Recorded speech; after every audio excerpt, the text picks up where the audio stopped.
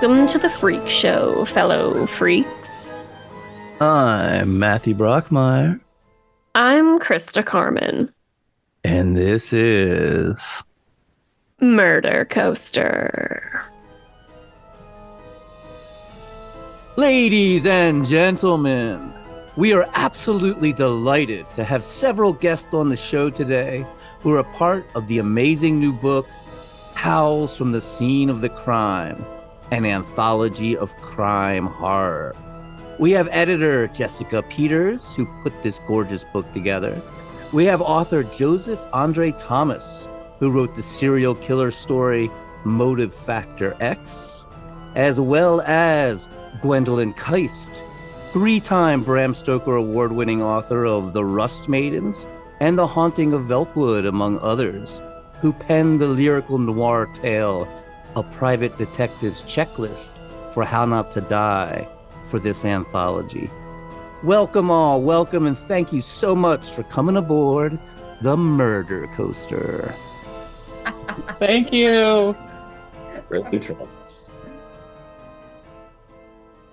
So, I was looking at your Kickstarter because I wanted to get a feel for the type of direction that maybe the authors. I just, we got like a crime horror anthology, so I was thinking, what types of guidance were the authors given to sort of put their stories in one direction or the other. I see here that it's an illustrated collection of 22 new short stories of transgressions and lawlessness laced in blood, secrets, and occult compulsions.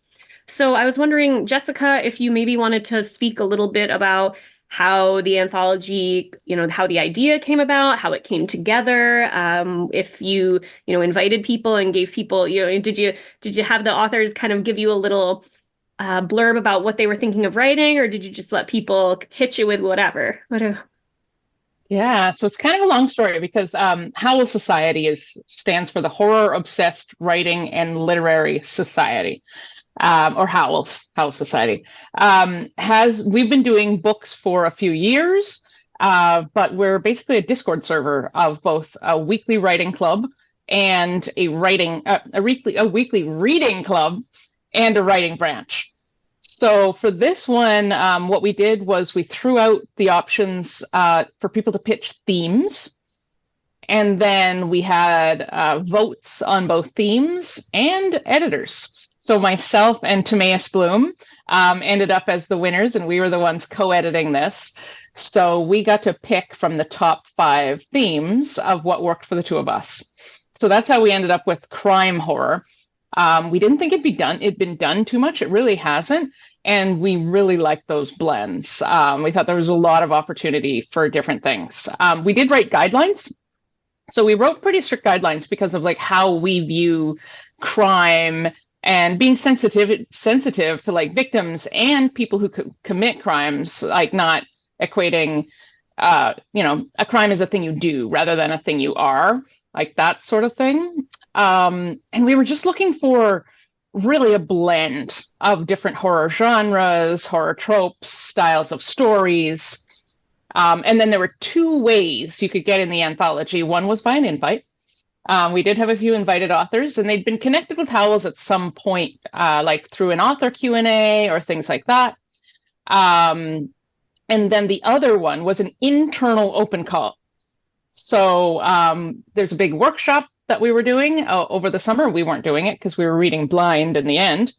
But people could either do the workshop or they could choose to go through a little mentorship program with some of our more experienced writers and then submit. And so we got a really good pool, and it was so interesting to be able to put it together, and so hard to have to know we were rejecting friends. That's the one thing with an internal call.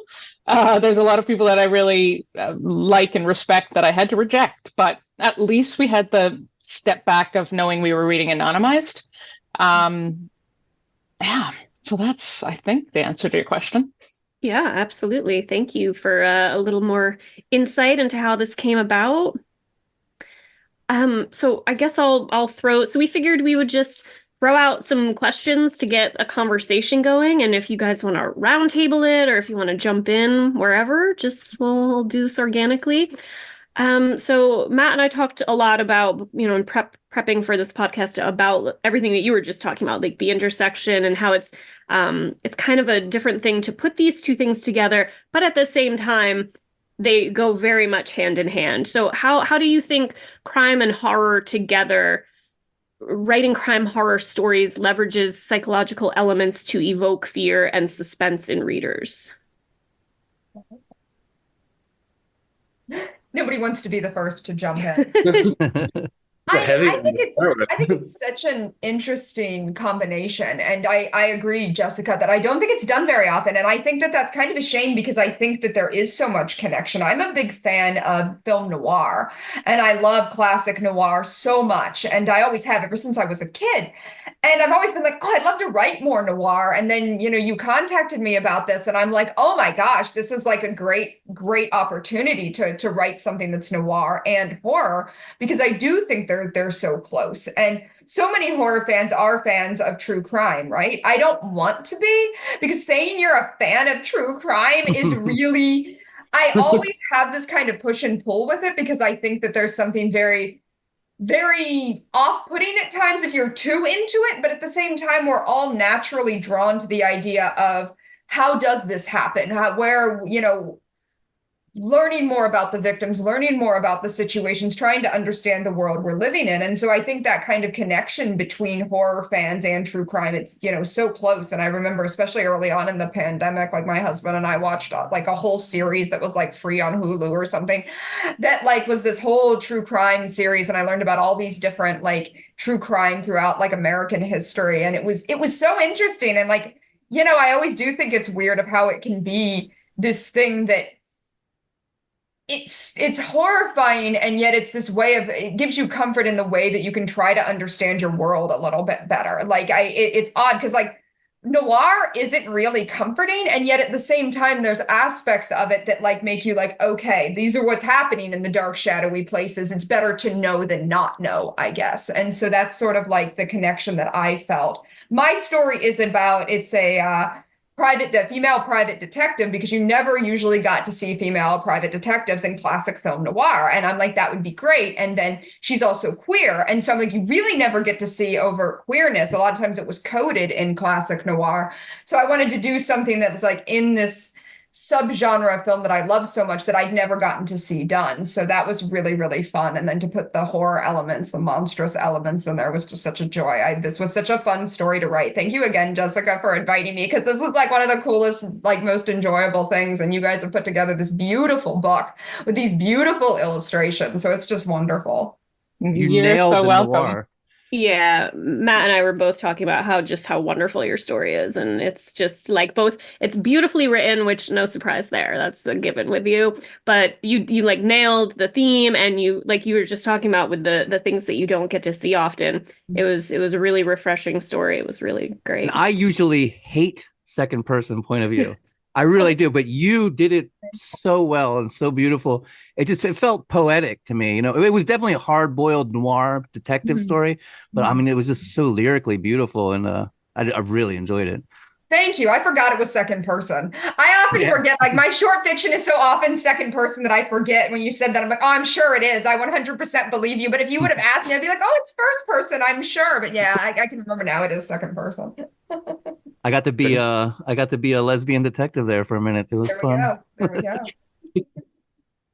Yeah, I remember when Jessica was just mentioning that we had I don't remember what the other options were for like the theme of the anthology. And when you guys announced it was crime horror, I was so happy. Am I allowed to swear on this podcast? Fuck yeah. So fucking happy. No, because because you were just saying like Howls has the book club, which is how I think most of us like first started getting involved with it, and we always read just straight fictional horror, a couple of nonfiction things here and there, but never. But on my own time, I read so much true crime, and I was just like, when you said that, it was like, oh my god. The intersection of my horrifying interests. This is perfect. Yeah. Yeah, Joseph was actually the first one I thought of a pitch for this roundtable for this podcast for obvious reasons, because it's a true crime side. Oh, Yeah. amazing. That's very It's cool. pretty to crazy. hear. You have the same name as a serial killer, Andre Thomas. Is there one called Andre Thomas? Yeah, dude. I don't know if I know Yeah. that What? one. He I ate don't his even own know that. eyes. He killed his. No! Yeah, dude. He's a pretty hardcore guy. He Interesting. ate his Yeah. own eyes. Oh He ate his yeah. His own. And he also own. ate like his Oh. baby's heart and stuff. Bro, what? I didn't know this at all. Andre I'm Thomas. We'll looking have to this look up him. while we're here. I'm sorry. Yeah. I'm just distracted. I think we all are. We Yeah, Um, right? Oh, we I'll briefly talk a bit covered about. him. What's I'll really talk a funny bit is about like, crime too. Or are you? Okay, I do remember this. I remember reading this on the AP. Okay. Oh. he murdered Wow. his family and Oh yeah, it's gruesome. It was on our That's funny. 50 when we did the 50th episode and we had 50 stories. One of our guests covered this story. Oh my God. That is Wow. really, wow. That is intense. That's interesting. It's funny because I actually, in my day-to-day life, I never ever use my middle name, but I only do it. It's like, that's my writer name. Your literary thing. Yeah. And Jessica, you were going to say something else too about the intersection Yes. of crime and horror?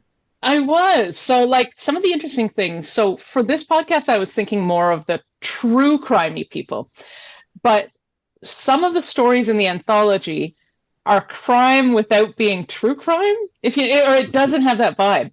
So we really wanted to throw it out and be surprised by what might come back. And some of the stories really surprised us in a great way. Like we have some that are like just straight up like lyrical, and there's like one where a whole town doesn't remember what the crime was, but it seems to be a murder of some sort. It's very, very poetic. And, we've got a secondary world. And we did put it in the guidelines, if a secondary world might have different laws. What is a crime in a secondary world? And they took something that would not be a crime here, to kind of twist the definition of, what is illicit. What is breaking the rules of that society. So there's some really interesting stories that play with the idea of that rule breaking entirely. What's interesting, because almost all horror is essentially kind of crime in a way, because I mean, if there's a murder, these are all crimes, but it's just, it's told in a way that doesn't feel like crime fiction. Yeah, and I crime was thinking fiction that is pretty horrific and horrible, but it's just got a tone and style to it that is not decidedly not horror. It's very it's so interesting. true. That's so true, because I was thinking that too when we started talking. It's like so much of horror contains crimes. So many crimes are horrific, but there's still this like weird divide between horror, crime, true crime, and like the combination of the two, like exactly the way that it's written. Because Thomas Harris was probably one of the first, huh? Which is? Thomas Harris. He really, he intertwines them really well. Yeah.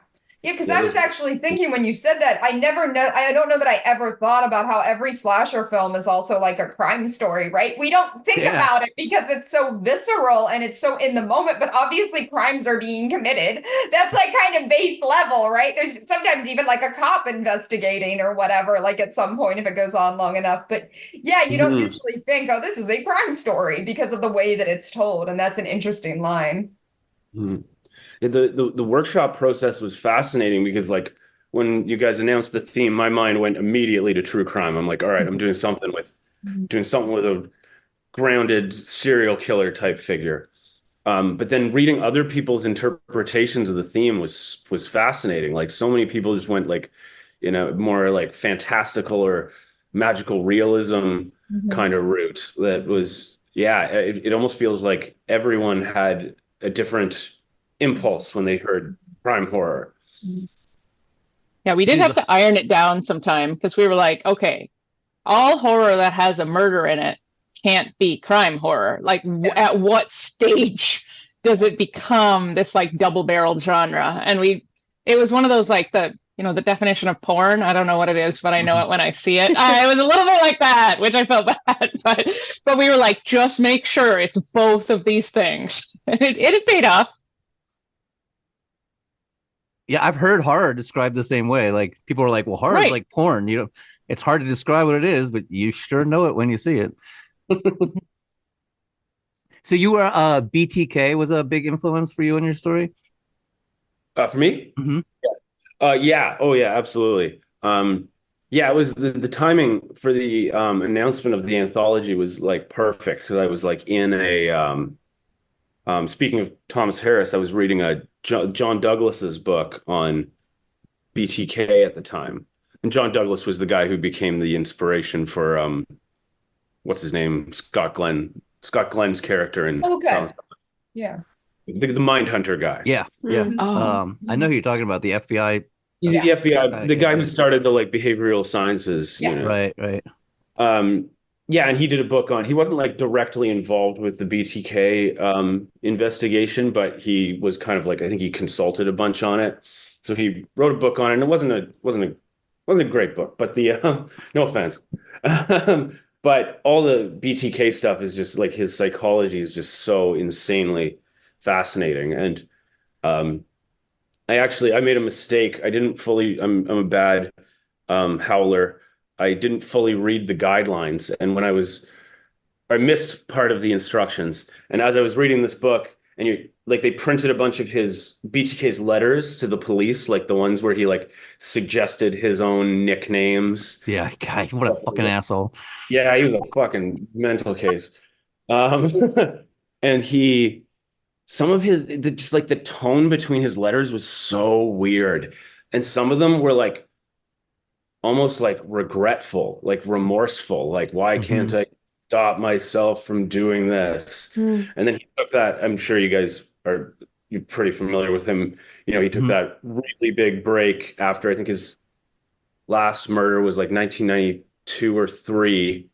And then he was caught in 2003 or 4.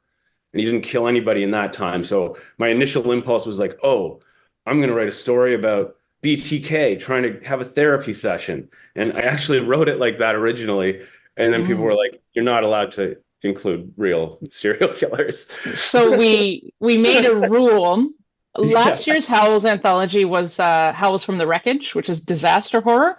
And they made a rule then that we stuck with this year too, which is no retellings of real disaster within living memory. So we decided to follow that forward. I mean, this isn't a true crime. It's crime horror. So like with people bringing in like demons, and is there even any demons? Yeah, there's demons, it's plenty. Demons and stuff. We didn't want to like also play with people that are, still victims and things now. So Joseph, you went BTK and then your own version, I guess, eh? Yeah, and then I pretty much entirely rewrote it, changed all the details, but obviously still entirely inspired by him. And even the name, like Motive Factor X, that's what he wrote in those letters, saying that was his like impulse to kill. He kept calling it Factor X. So yeah, definitely he's a piece of shit, but thank you for inspiring my story. I love those photographs of him tying himself up all in drag and stuff. It's so disturbing. With the doll mask and like, yes. Oh my God, it's so scary. Holy shit. The true loony bin, that guy. There was a pretty cool movie called The Clove Hitch Killer. Did you ever see that? And it was based on him. Oh, I saw that years ago. Is it older? Same. Like early 2000s a while ago. Yeah. Oh, I'll look that up. So I had another question for our writers, and so we were talking about crime versus horror, and I guess regardless of which of those or the combo that you're writing, one thing that crime and horror both often blur the lines on is the line between good and evil. And I was curious, especially, well, both of you, but in Gwendlyn, your story, you kind of have, is your protagonist good or bad? Are we trying to save her? Is she the monster? Is our detective good or going to make the right decision in the end? So how do you think this ambiguity in these types of crime and horror stories adds depth to your characters and their actions and the story overall? Well, I think Jessica brought up an interesting point when she was talking about the guidelines about crime being something you do rather than who you are.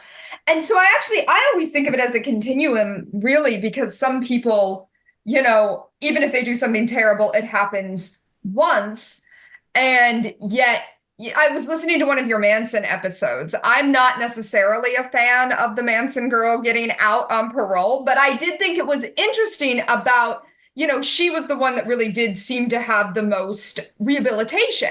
And there is something to be said for that versus like Charles Manson, who was definitely never rehabilitated. And so I think that, you have in terms of, even with the same crime, the good and evil isn't so this or that. It is on this continuum. Some people, maybe crime really is their life and that is something they really live for and everything, but not everybody is like that. And most people aren't like that. Most people have a lot of nuance to them. So to me, it's a very interesting idea of looking at it that way and kind of being like, okay, and I love horror for that as well, because I love monstrous characters and I love playing with this idea of monstrosity, because oftentimes it's like, oh, that makes them bad. But even if you go back to like Frankenstein, both the book and the James Whale movie, the monster really isn't bad. And a lot of people say it's really the doctor who's worse, but it's like, seeing the monster and kind of having that empathy for the monster. And I think being able to play with these ideas of what is good, what is evil, do they even really exist? Are these distinct categories? I don't know.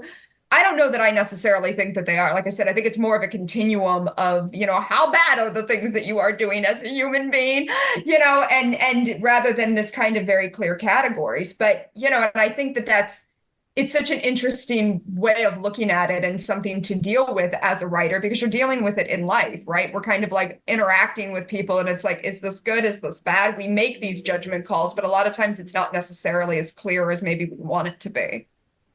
Yeah, lots and lots of gray area, which makes it interesting. Yeah, we talk about good and evil a lot. Yeah, actually, Especially 'cause Gwendlyn, we you probably hated our Manson episode because I think we were I both pretty much on the.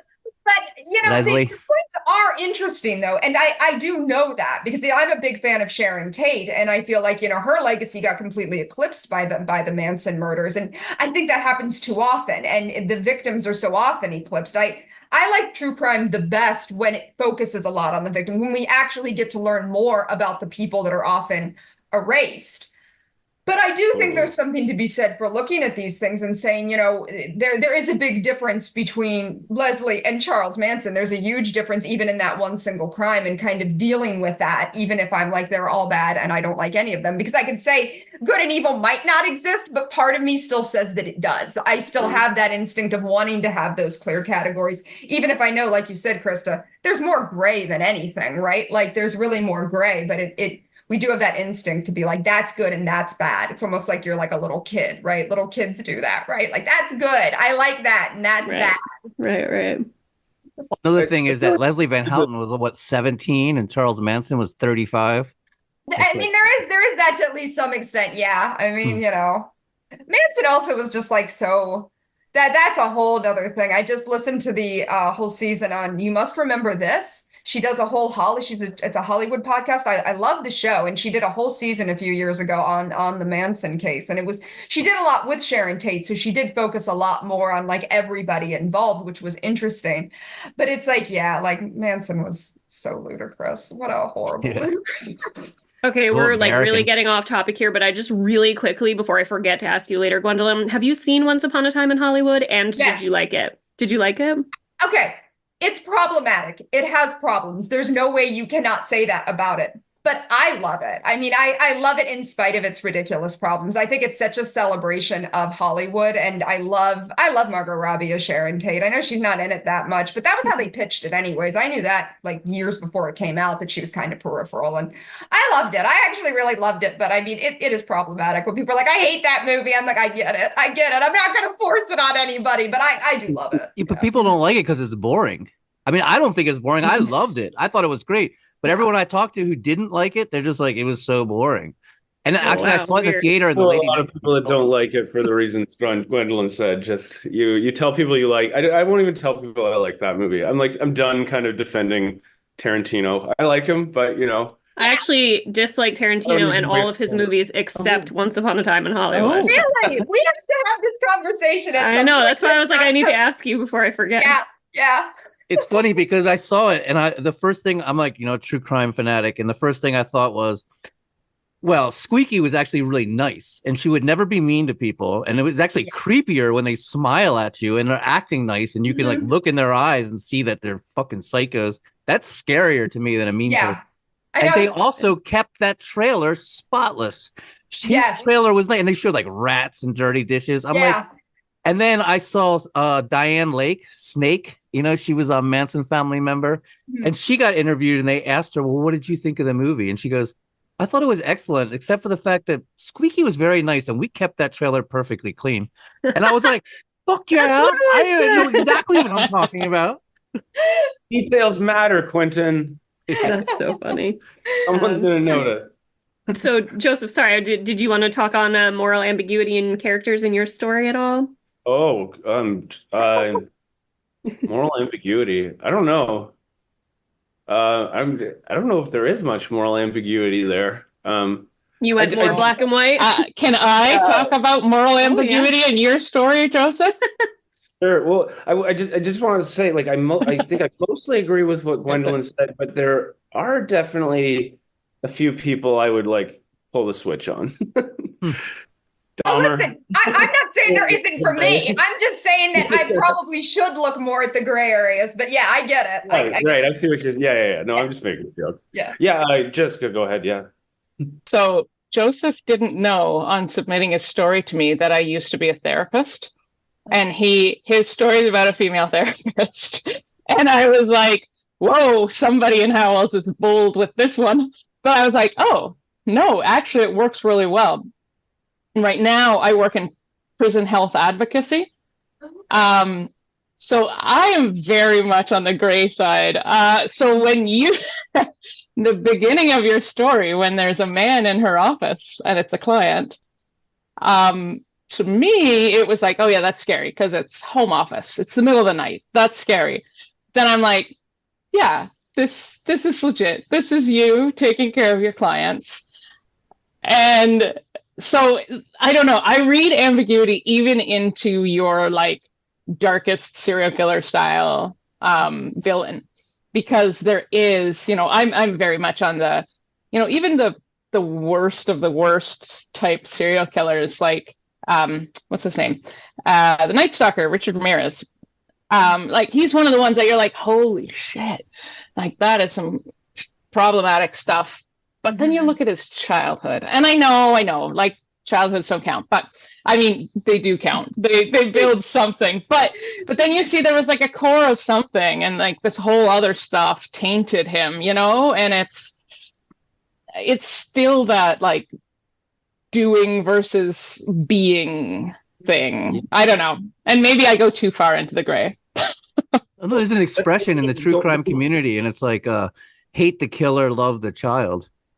I know. Yes. That's what I was thinking when you brought up childhood. I'm like, everybody's a little kid at some point. And even as 2 or 3 years old, even if a kid's mean at 2 or 3, at that point, it's the family, it's the parents, it's what they're absorbing around them, because like, that's how it happens. And I always think of that, like even with really terrible people, I'm always like, at one point they weren't this cruel. Right. And it's like, how do we create this in society? And I don't know, dude. Choices too. They make their own choices, and we got to look at personal responsibility as well. But, that balance, how much of it is personal responsibility, and how much do we as a society have responsibility to do better for people? And I'm always like, that's always the thing I'm pushing and pulling at, because sometimes I'm like, do right by people. Like, it's not that hard to not be terrible. But then it's like, then you see the way the society is, and you're like, well, society could be better. And what is society but a bunch of people making a choice, right? As opposed to just one person making a choice. So, yeah. We covered 2 10-year-olds that killed a fucking toddler, hacked them all up. I know. Like, so you're like 10 years old. You're like how does it get there? Yeah. I don't, and it's 10. I mean, we called it bad. Those are the kinds of things that like I don't know, you can't wrap your brain around. Where do you even begin with that? It's interesting going back to I mentioned John Douglas before. I've read like I think most of his books now, and one of the things he has a bunch of like platitudes he repeats, and one of them is like I never caught a serial killer or any serial killer we were hunting. I never met one from a happy, stable home. Yeah. Mhm. Yeah. Literally, both of them come from these like monstrous childhood backgrounds, which, obviously people who grew up in stable homes, sociopaths exist there, but they probably manifest that out in the world in a, less chaotic, The more CEOs and stuff. Maybe. acceptable, Yes. quote unquote Yes. way. I mean, yeah, you talk about Wall CEOs. Street. I got Robert Durst. I think Yeah. his family wasn't that bad. Like, was it? Like I don't know. Or Dahmer, his family wasn't stable, but they weren't cruel. They were loving. I don't know. Wasn't It's his Yeah. weird. mom, wasn't she like a just debilitating alcoholic? Like she Yeah, I basically, think there was something Yeah, with she was Dahmer's on pills and mom. stuff. I She was all think. fucked yeah. up. Yeah. Yeah. I mean, they were like cruel. But they were cruel in like their negligence. They like everyone left the house and left him there. You know what that shit? Yeah. And he I was like remember just sitting something there about for months all alone with nothing to eat. And it's Did you ever It's read pretty that bad. comic? yeah. Did you ever read that graphic novel by his friend? No, but I saw the movie. Yeah, my friend Oh, I never Dahmer. watched the movie, but the It's really comic Oh, was good. really interesting. Just like he was such all these like red flags that he was showing, they just kind of brushed off as teenagers, like, oh, he's just a doofy weirdo Dahmer guy. They He thought he was hilarious. screams randomly and chugs beers before class, and like, Yeah, pretends to have seizures and stuff. yeah, It's so weird. And then he went and like posed with all those like the honor society and all these places. yeah, He like snuck yeah, in, and, right. and now if you look at the yearbook, his face is like X'd out. It's so creepy. Yeah, didn't he like he just randomly showed up to like group Like photographs all for of his them, like the chess yearbook? club. Yeah. Yeah. that's bizarre. Wow. Yeah. That's like a quietly weird sort of thing, Yeah. Yeah. rather than like Yeah. a red flaggy thing. Yeah. Matthew, you want to ask a question? I got another question, but I'll give you a. I No, feel go like I've for it. been. I was curious because I keep kind of this overarching umbrella, right, of crime versus horror, horror versus crime. I wanted to talk about the supernatural in crime and maybe discuss incorporating supernatural elements into crime fiction and how this may intersect with traditional horror themes. Yeah, mine had some supernatural elements in it. So it was like that was something that like I feel I was really worried it could get too gimmicky. Not that I hate a gimmick in my fiction anyways. I'm not above it. My whole thing is like a checklist, right? But like you want the gimmick to work for you rather than work against you, I guess. And so it's always like this kind of balancing act. And I think that it could get hokey very quickly to have, supernatural noir. That could get kind of like, eh. So that was something I was really thinking about when I created it and just trying to make it feel still grounded, even in the supernatural element, so it just doesn't kind of fly off and into the ether. So that was something I was really thinking about. And I like what Jessica brought up, and I can't wait to read the rest of the stories. I haven't had a chance yet, but I like the idea of what is a crime in another world. Like not every world would have, not even every country, right, has the same crime. Mhm. So I mean, let alone a kind of supernatural world. And that does open up this interesting idea. And then like last night, it's really interesting because I always loved synchronicities, right? And like last night, my husband and I fell asleep watching this old Ray Bradbury theater episode that was actually about a guy murdering like an android or something that looked like his wife. He was mad at his wife, so he had to make like an android, and then he murdered the android. I'm totally like giving away this, but it's like 40 years old, so sorry, spoilers. But yeah, so and they actually, I think, executed for it. I fell asleep. It was not unpleasant. It was cool. I was just tired. But the point of the matter is, like, it does open up this idea of like, what is a crime? Like our idea of like, if you destroy a robot, nobody's going to put you in jail right now. But in this world, that had become a crime because they were so hyper realistic. And so it's like, I like that idea of when you introduce supernatural elements, you also have this possibility of what is a crime in a supernatural world? What isn't a crime? Is it the same thing as here? Or are the crimes here not crimes there? Or are the crimes there not crimes here? Like, how does that work? And I like that because, again, that gets to that moral ambiguity of the way we think about things. So I really like that. I'm looking forward to reading the other stories. Yeah, one thing is like drugs, like some places drugs are legal, some places they're illegal. I mean, that's even in this country. That's what's wild. That's Yeah. not just other countries. That's like across America. Like you can do things in some, like you go to New York now and like there's pot smoke everywhere. And I'm still like, oh my gosh, somebody's going to get arrested. Every time I look around when I'm in New York, oh no. And I'm like worried the cops are going to be coming to arrest people. I'm like, oh, that's right. It's legal here now. But I still have that like knee jerk reaction. I'm like, there's going to be lights, run people. Dude, my parents are going to be back. They're going to be pissed off. Actually, drugs is a fun one for Anthology because there's, I think, 3 stories that the crime element is either drug use or drug sales. Okay. One, which with RSL, who was supposed to be here today, but wasn't able to. But they all take place in a world or in a society where that specific thing is illegal. So it became a crime, even though here in certain, in Canada, certain of those things would not be so illegal. I heard Canada's going to ones. legalize snorting brains.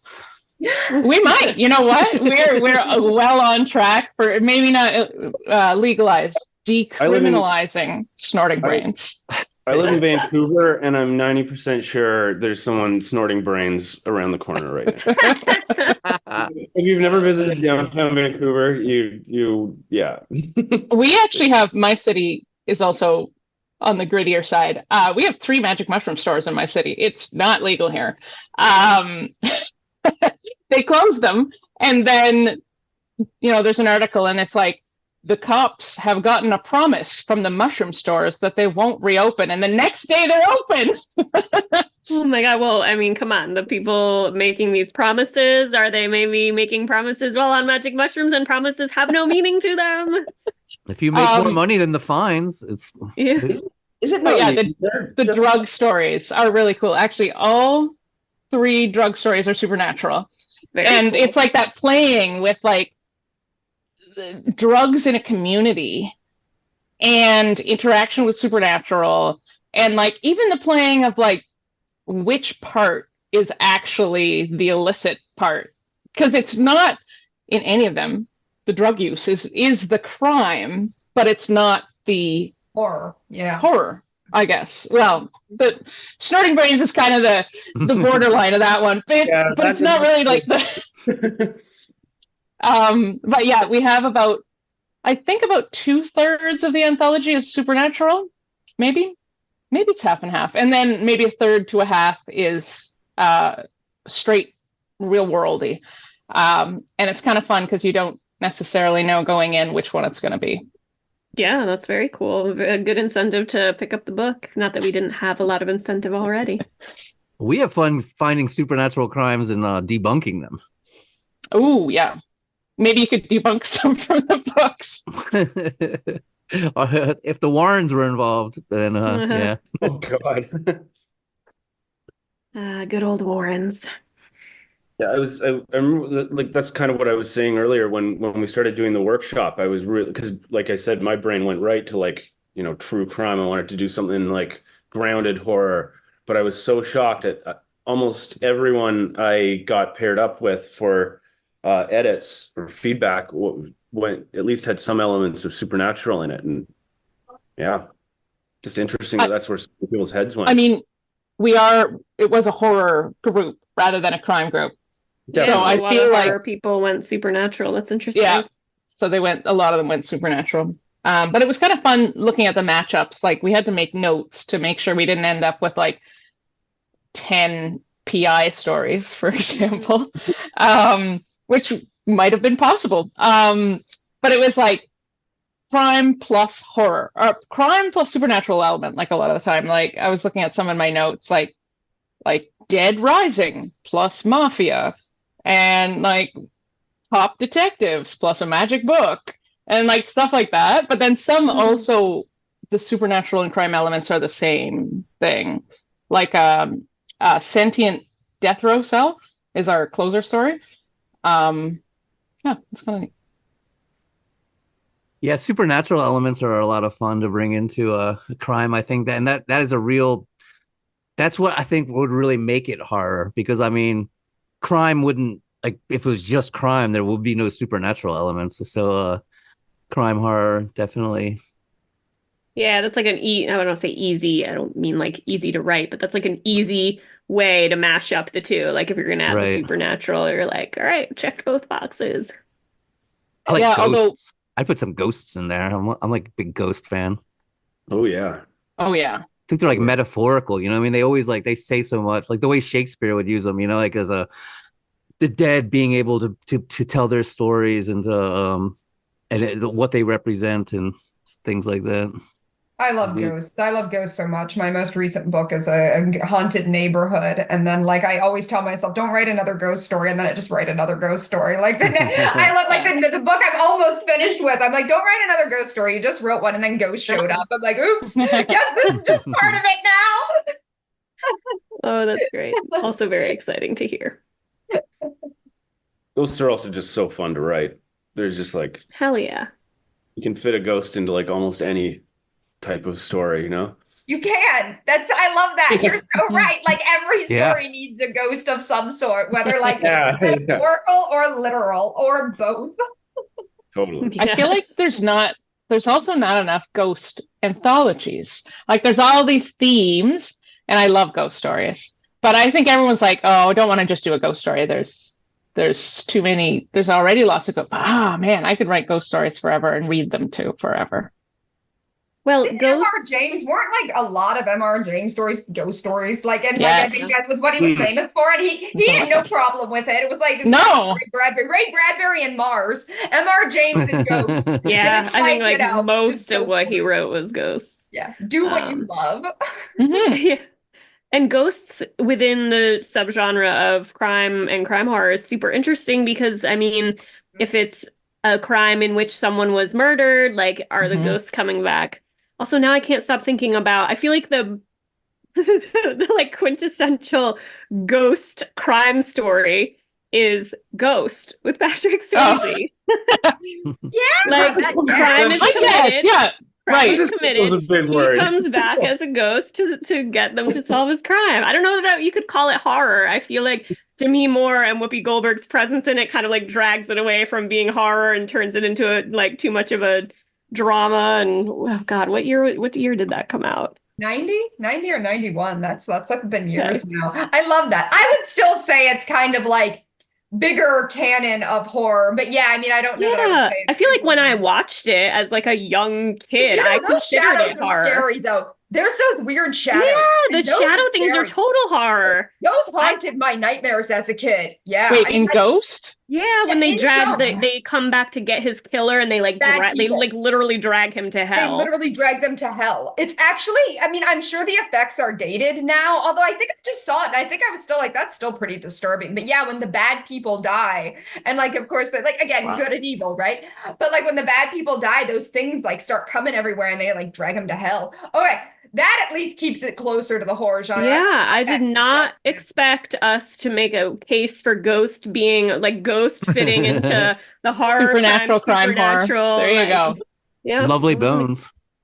Oh yeah, Yeah. another ghost coming Yes. back And I to. think, yeah, because that's got really disturbing parts in it. So I think that is again, it's somewhere in that horror canon, that greater horror canon. Maybe not bullseye, but somewhere in like the outer reaches. Of Yes. the We had genre. Richard Chismark come on to talk about Mm. his Boogeyman books.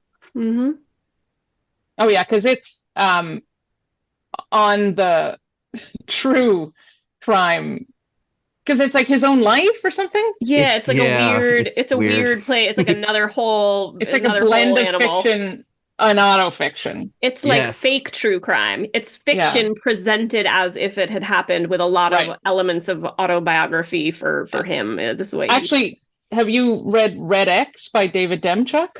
I have No, not. I I've heard- love it. It's so good. It's about the serial killer in Toronto's gay village, and also not at all about that.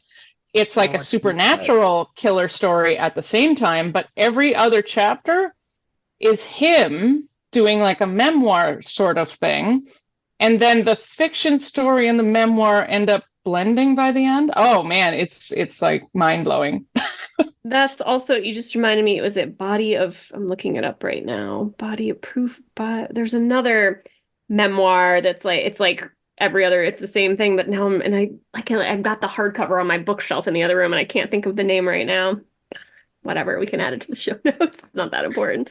But it's another cool like mixing. So instead of like mixing true crime or crime with horror, mixing it with memoir, but also a lot of times if you have a reason for writing a memoir, there's maybe some horror that was occurred at some point. It's interesting. Yeah, so what else do we want to talk about in terms of the book? Maybe talk about writing techniques and craft and maybe share how you went about writing your story and how you integrated the crime and horror elements. Does it change the way that you pace or build tension or do your character development? How do you change it up because you're writing crime horror or horror crime, or do you just attack it as usual? I'll defer to Gwendlyn here. She is the more professional writer of the Oh, I don't know about that. That's giving me way too much credit there.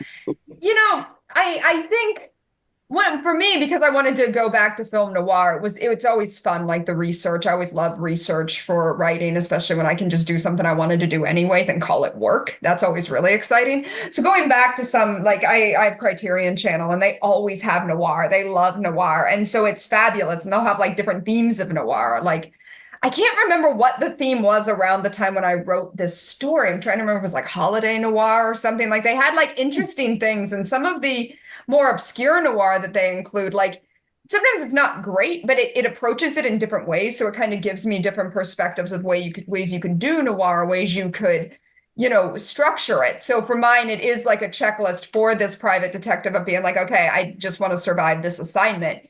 And she's kind of a little bit more on the ropes, because I feel like the best detectives in noir are always on the ropes. You never want a detective who's like, I got it all figured out, because he's not, if he really does, because it is usually male, then like, there's not going to be as much tension. You got to have this person that's flawed and that has all these problems, because otherwise you wouldn't make all the mistakes that of course are going to happen. Because if the femme fatale walks into the office in a noir and you're like, I got your number, like, no, like then the movie is over. Like you don't have a movie unless people kind of make not the best decisions usually.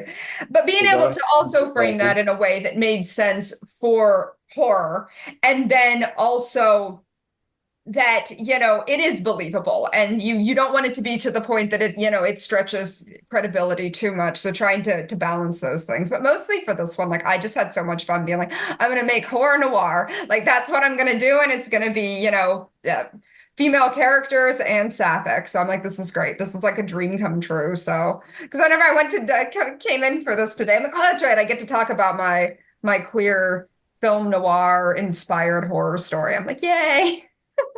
I love the Criterion Channel. Oh man, so good. They had The Long Goodbye on there. That's a weird noir. I love I'm not that. sure I've seen that one all the way It's Robert through. Altman. It's very postmodern and shit. Yeah. Yeah. Is that the one with like sequel to The Big Sleep? Mm-hmm. Kind of. Yeah, that's a classic. Yeah. The Maltese Falcon. Yeah, that's I think the first film noir I ever saw as a kid, and then I was like, I am hooked. This is amazing. It's like my dad's favorite movie was. Mm-hmm. And I love how you like reunite so many people from Casablanca, because I loved that as a kid.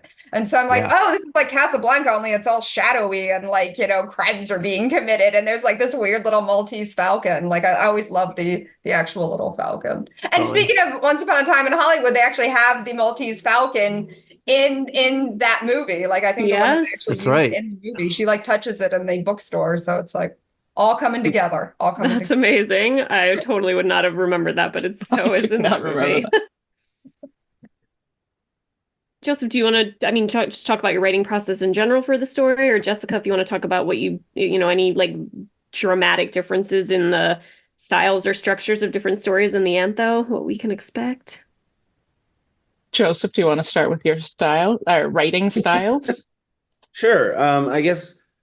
I guess it's interesting because I do normally, like pretty much everything else I've written, or at least everything I've published, has had at least some supernatural elements in it. So that is normally like the direction I go in. I think this is probably, I'm trying to think. I think this, outside of like some pretentious literary fiction, I think this is the only thing I've published in horror that's not got any supernatural elements at all. And I guess I was just trying to think of like trying to do like wanting to kind of capture a kind of quieter, more kind of grounded horror than I usually go for. Like, I guess, I'm thinking of like there was like I think it was Mindy Kaling made a tweet about Mindhunter where she was like, "How is this show the scariest thing I've ever seen?" And it's literally just people talking. There's no blood or violence or anything. And I was like, that kind of resonated with me. I'm like, yeah, I want to try to do something that's like pretty much just people talking and try to make that as kind of creepy as possible. So I guess Mm. in that sense, that was different than anything I've done before. Yeah. So yeah, really fun experience though. Actually, funny story with your story. Funny story of your story. So some of the artists, so the artists all did illustrations for each of the stories, and they also did illustrations of each of the authors. And some of the artists decided to tie in the author picks with the stories. Some didn't. Some have like random thematic author picks, which is also fun. But the artist doing Joseph's asked me what the weapon was in his story. Your story doesn't mention a weapon because there's like hints of people being like chopped up or something. Sorry, spoiler. I don't think that's a spoiler in a conversation like this. But there's no actual like, you don't see it on screen. There's no detail of exactly what it was. No. So Joseph, did you understand how you ended up with the portrait you did? The Did you? vampire, as the killer's nickname was Vampire. Was a Yeah, so the vampire. killer's nickname Yeah. is Vampire. So Joseph's portrait has Second. vampire fangs. Aw. The artist just took it in his own way. It really made me laugh when it came back. Yeah, Um, that picture was it. I was like, why am I a vampire? And then I just had to sit on it, and I'm like, okay, that's what they were going for. and it's funny because yours is one of the non-supernatural, and you're there with your little fangs, and everyone else has like knives and guns and stuff. Right. But Yeah, I it's haven't it's seen a it fun portrait. or Yeah, I hadn't until you posted them, so that's interesting. yeah. So Krista asked about my writing. Oh no, about styles, about what we'll see in the book. So you see a lot of like traditional styles, like stories from beginning to end. But then we have a couple in there that are unique formatting. One's Gwendlyn's with the checklist style, although it's like not entirely like a found document or anything, but there's a checklist formatting it throughout. There is one that's fully in found document. It's a transcript from an airplane, and it has a bit of an ending that I was like, whoa, even though I should have probably got it earlier on because there are things I knew. But I won't say exactly what that one's about, but it is an interesting transcript style. And then we've got a few others in like slightly beyond your usual formatting, like the one without an actual POV character or with many-ish POV characters. You don't really know who it is. Or there's a few that are super, super voicey. So one being RSL's, one being Nathan's, but just very like train spotting-esque, but from different cultural backgrounds. One being Liverpool, one being Canadian. Yeah, I think the one I control F to find fuck, and there were 92 in the one story. That is a number. That is a lot of fucks. Yeah, it's a style. Yeah, but yeah, it's a really good combo, and I think we balanced it pretty well. I hope that the two voiciest ones aren't like back to back; they're like bracketing other stuff. So yeah, Very cool. Thanks. Yeah, I think tone is what really separates the two in a lot of ways. What about like violence you think like in crime versus horror, how the violence is shown and depicted? Do you think there's like a difference there? Can be. I actually think it's interesting as we've been talking about this, how much crossover there actually is between them. And it really does depend on sort of the individual story, because obviously there's horror that the violence is very muted or even off screen. But then, I was talking about slashers at the beginning, and I definitely think that's usually played in a very different, almost comic book over the top way a lot of times, especially in like 80s horror, than it would be in usually crime stories. But I do find it interesting, and this theme did make me think a lot about what is the difference between crime stories and horror stories, other than, true crime actually happened, but saying like fictional crime stories and fictional horror stories, what are the differences? And it's interesting how much crossover there is. And that was something that was really fun just to think about in general, of like, what I consider this crime, what I consider this horror. I consider a lot of things horror. I'm that person who's like, if I can bring it into horror, like I said, like Me too. I'm like, that's Yeah. horror. Anybody who's like Jaws isn't horror, I think I've blocked people on Facebook for that because I'm like, that is absurd. Like, if nothing else, like sharks don't even act like that. Like, they're not even usually that big. It's a supernatural shark, for God's sakes. Like, that alone is like ridiculous. But like, I think I have blocked people, and like, it's not my finest moment, but I'm like, in Jaws is horror. And so like, I'm gonna say like Joyce Carol Oates, she's horror. Cormac McCarthy, you were one of his Cormac Joyce McCarthy. Carol Horror, Yeah, absolutely. Absolutely. And I always think it's weird. Like I once saw somebody try to make the argument. Of course, it was on the internet, right? And it was like, but it was an essay talking about that The Exorcist is a thriller, not horror. I'm like, you're just going to take everything away from us, aren't you? As soon as it's respectable, it's not part of our genre anymore. And I'm like, That's feeling it. They always, whenever like a horror story breaks through to the mainstream, I'm thinking Silence of the Lambs. The mainstream, Silence of the Lambs, and stuff like the Black Get Swan. Out is not horror; it's a social commentary. One it's that an operatic, I don't know, thriller or something like that, a psychological, whatever. Beloved by Toni Morrison is Ghost horror, Story. and people try to take that one away because it's so beautiful. It's literary. And literary. It's literary, Jessica. No, It's literary horror. It's literary horror.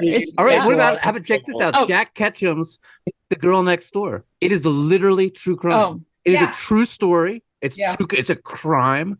But it's horror. It's definitely horror. And I think it's the tone. I think it's like, how he's written it. Yeah. Good point. Going back to your original question though, the violence thing. So I was thinking about what media we gave people to comp. Like, this is the sort of thing we want. And it wasn't they were all horror, but there were things that were horror that we didn't think were crime enough. And I think it might be that level of violence. So like, we don't have any slashers on the list. Scream doesn't make the cut. Or, the one, some of the more magical ones of the 90s definitely don't make the cut because they felt even less crimey.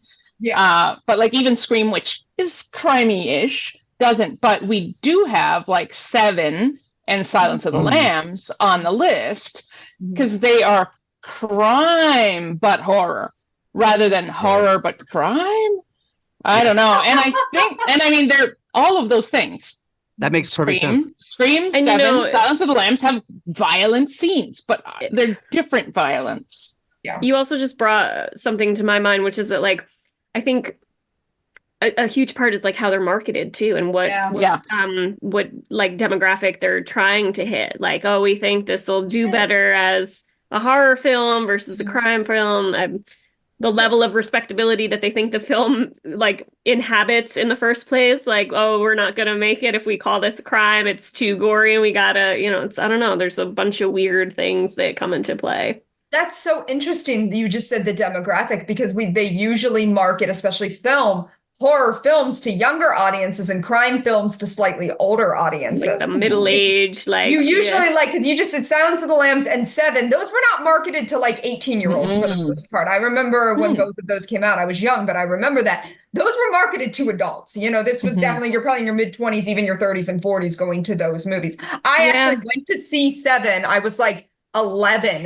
My parents took me to Seven, and that was not a thing. I hated that movie. I still don't like it. I don't like that movie very much either. I don't like the head in the box. I don't like how they treat Gwyneth Paltrow's character. That's what made me so mad about it. Even then, like, I didn't understand how feminist it was to be like, I don't like it when they kill the girl, and I don't like it when they kill him that way. And so, like, I don't like Seven, even though I love a lot of David Fincher's later stuff. Zodiac, I feel like comes close to being horror. It isn't quite there because it focuses so much more on the crime side of it. But I always feel like I that's felt Zodiac almost as a horror. I felt it was horror. Yeah. Yeah, I just watched it last week, actually. I would count it as horror, but I could see people making the argument that it's not. And that one, I'm like, I can see people saying that, but I consider it horror crime. I think that's like a really great kind of crime horror movie. It's And a I love great it. I love it a example lot. because it's literally a true crime. I mean, it's Yeah. literally true crime, Mhm. but the music, the tension, even like Yes. actual camera Yes. angles, Yes. everything about it is just like horror. It's so Yeah. horror. Yeah. Yeah. So I do think it's interesting that you brought that up though, Krista, because I never realized how much crime movies are usually for older audiences and horror is usually for younger audiences. And so once you're older, you don't like horror anymore either. And as though when you're younger, you can't figure out crime. I don't know. Like, I think that that's just a No. weird studio demographic, but I do think you're right. And I Maybe like they that you think brought like up- young people think that they're invincible and they don't want to market stuff as crime, but they'll be like, I don't know. I would Well, a be lot of curious. horror is about young people. It's about teenagers getting lost in the woods and shit. That's like that. true. Yeah. And it's Yeah. like, I Right. guess they could probably relate to it more like, oh, we're going camping this weekend, as opposed to like We're crime going- versus like we're- the mafia going to or work drug every day or dealers or something. We're something. going on a work conference, Yeah. a writing That's an retreat. interesting point because when you brought up Seven and Silence of the Lambs being on the list for crime horror, one of the things I thought right away that distinguishes them from Scream is we see more about the process of trying to solve the crime. And I Right. think what you Yes. just brought up is so interesting. It's people going to work. In both Silence of the Lambs and Seven, we Yes. see people going to work. And I never thought about like that. That actually is an element a lot of times in crime stories and somebody's trying to solve something, but that means somebody's going to work. And so that's an interesting thing. A lot of times in horror, what jobs do people even have? A lot of times you Well- don't even know. Did Sidney Prescott have a side job in high school? We don't know. Like I these are the know. things we care about usually. And Deputy Dewey and the police are ridiculed and they're like, you're not going to solve it. Randy with the horror movie rules Yes. is going to solve it. Yes, we're not going to work very much with those cops for the most part. We're not seeing that process that you often do see. You don't have to see it in crime or crime horror, but a lot of times you do. There is more of that process and people going to work, which is interesting. Yes. I appreciate how you guys brought up Fincher in particular because he did that remake of Girl with the Dragon Tattoo. Yes. And one of my favorite, bar none, my favorite fictional crime like subgenre is Scandinavian crime thrillers. Okay. And part of the reason I think I like those more on average than like American crime novels is they play way more like horror stories, right? They're very rarely supernatural, but they just really get gross, gritty, and the villains are always so much like it feels like American crime fiction, like Song's kind of safety net. Mhm. And that's definitely something else that was like informing me while I was thinking about this theme. Did Also, you good- like good on- Fincher's version of A Girl with the Dragon Tattoo? I thought it had good moments. I personally preferred the original one. I thought it did better, and I liked the book more than either of them. But I thought he did relatively good as far as like American remakes go. Yeah. Yeah. Did you- I was sad they didn't make any more. I think that like it left it so open-ended and I felt that was kind of sad because I was like, there's a lot more with those characters, but yeah. Yeah, I never got. I don't know if I ever actually read any of the sequels, but I know there's like several of them, right? So, Matt, do we want to like ask some closing thoughts? Do you have any more questions? I don't want to. Oh, Jessica, do you have anything you want to close with? It's your baby. Well, our anthology comes out on Tuesday, May 14th. It's already up for pre-order for the ebook. Pre-order for the paperback should be coming soon. There's also an amazing audiobook with a full cast, each story done by a different professional voice actor. And there was a hardcover, but it was Kickstarter exclusive, but you may see it hovering in various places online or something. You never know. And we're also going out to StokerCon. If there will be a Howls table there, if anyone listening hears that and wants to come approach, I will be unfortunately sitting at the table for some of the time. Not that I hate sitting at a table. I'm gonna be there, so I'm so excited. We'll get to meet you in person. We'll get to chat. I will also be there. I look forward to meeting you, Jessica. Yeah. I'll be there. My co-editor, Maes, will be there. The president of the Howls Society, Chris, will be there. So, yeah, come at the table, or I'm also doing a panel on Kickstarters after that experience. So, yeah. Nice. I think that's it. Didn't know that. Check out the anthology. There you have it. The book is called Scene of the Crime, an anthology of crime horror. It comes out on May 15th. We will put links in the show notes. It's fabulous, I can tell you. Grab yourself a copy when it comes out. Thank you so much for listening, everybody. And thank you so much to our wonderful guests for coming aboard. Yes, thank you for joining us. Thank you for the incredibly dynamic and interesting conversation about the intersection between crime and horror. Bye. Bye. Bye.